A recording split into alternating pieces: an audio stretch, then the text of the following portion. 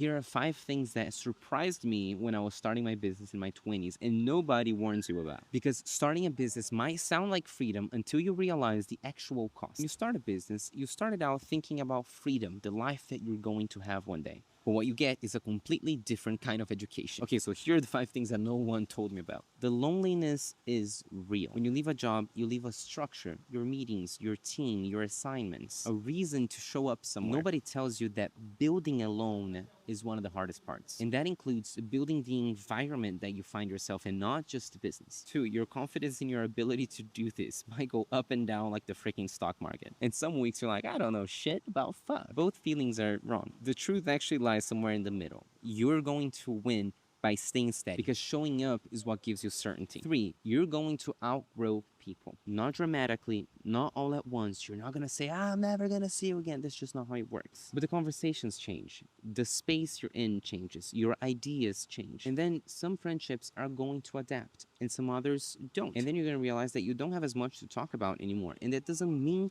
that you have to cut them off, but you're eventually going to minimize your interactions with certain people.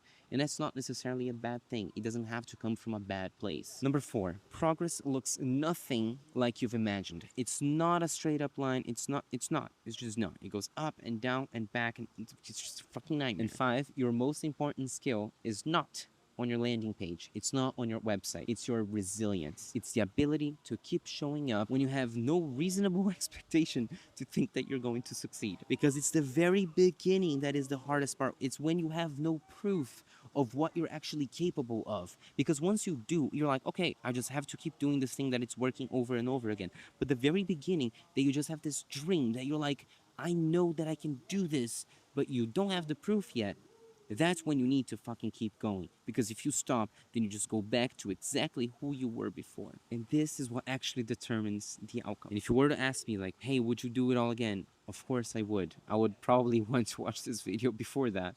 But yes, I would do it over and over again and continue to learn from all my mistakes.